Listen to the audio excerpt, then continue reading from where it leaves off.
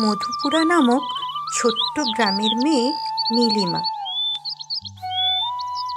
কি অপূর্ব তার চেহারা, তার সৌন্দর্যে যেন সবার মন কেড়ে নেয়।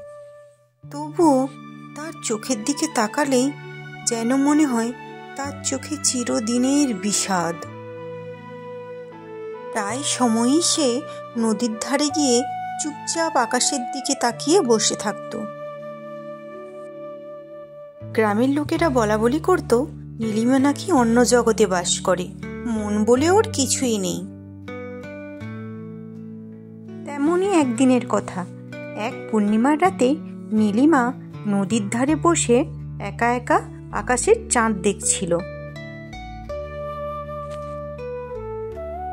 ঠিক সেই মুহূর্তেই তার মনে হলো কেউ যেন তার পিছনে এসে দাঁড়িয়ে আছে। তাই নীলিমা ভয়ে ভয়ে তার পেছন ফিরে তাকালো।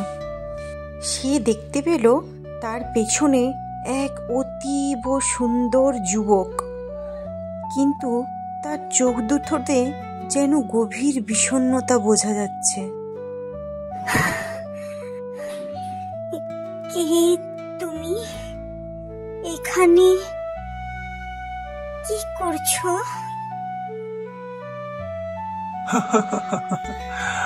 আমি নীলু, আমি এই নদীর পাড়েই থাকি, কিন্তু তুমি কে? আমি নীলিমা।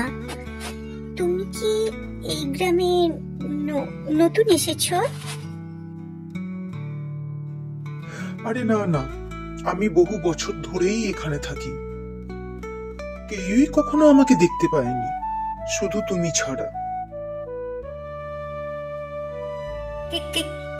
কেন? তোমাকে কেউ দেখতে পায় না কেন? তুমি ভূত নাকি? যদি বলি হ্যাঁ আমি ভূত, দাঁড়াও দাঁড়াও, ভয় পাওয়ার কিছুই নেই। আমি তোমার কোনো ক্ষতি করব না।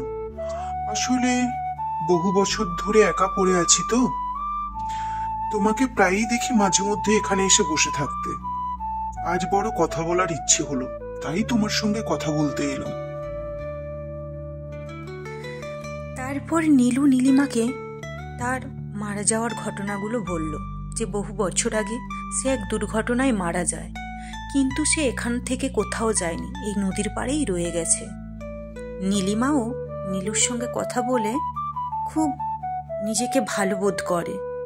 তারও একা একা জীবন কাটাতো, কিন্তু নীলুর সঙ্গে কথা বলার পর থেকেই নীলিমা যেন নতুন করে এক বাঁচার স্বপ্ন দেখা শুরু করলো।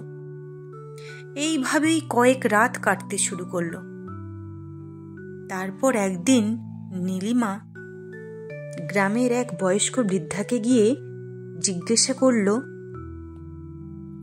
আচ্ছা দিদা, তোমায় একটা কথা বলবো, কিছু মনে করো না কিন্তু।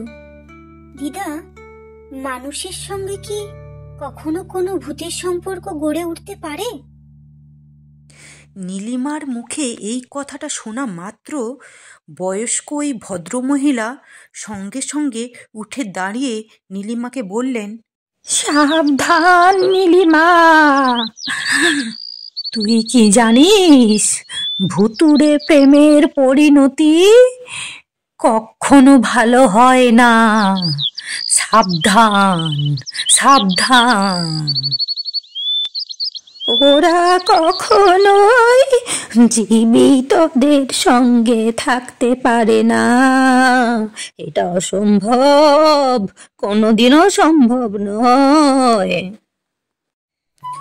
ওই বয়স্ক ভদ্রমহিলার মুখে এইসব কথা শোনার পর নীলিমা দ্বিধায় পড়ে গেল এবং সে মনে মনে ভাবতে লাগলো যে সত্যি কি সে এমন কিছুর মধ্যে জড়িয়ে পড়েছে যার কোনো ভবিষ্যৎ নেই। দেখতে দেখতে আবারও এক পূর্ণিমার রাত চলে এলো, আর সেই দিন নীলিমা নীলুকে জিজ্ঞেস করলো, আচ্ছা নীলু, তুমি কি কখনো এই জায়গা ছেড়ে যেতে পারবে? আমি তোমাকে খুব ভালোবাসি, কিন্তু আমার এমন দুর্ভাগ্য যে আমি তোমাকে ধরে রাখতে পারবো না। আমিও তোমাকে অনেক ভালোবাসি নীলিমা, কিন্তু আমি তো শুধুমাত্র একটা স্মৃতি, আমার কোনো ভবিষ্যৎ নেই।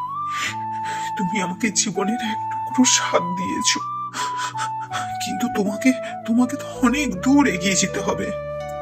আমি চিরকাল তোমার অপেক্ষায় থাকবো, চিরকাল। সেই দিনই তারা শেষবারের মতো দুজন দুজনের সঙ্গে দেখা করে যে যার পথে ফিরে এলো। আর কোনোদিনও নীলিমা সেই পুকুর পাড়ে গেল না। নীলিমা সবসময় এটা জানে যে তার নীলু এখনো তার অপেক্ষায় সেখানে আছে, শুধুমাত্র তার ভালোবাসার অপেক্ষায়। নীলিমার মন থেকে নীলু কোনোদিনই মুছে যায়নি, কারণ ভালোবাসা চিরকালই থেকে যায় মানুষের হৃদয়ে আর আকাশের নীলে।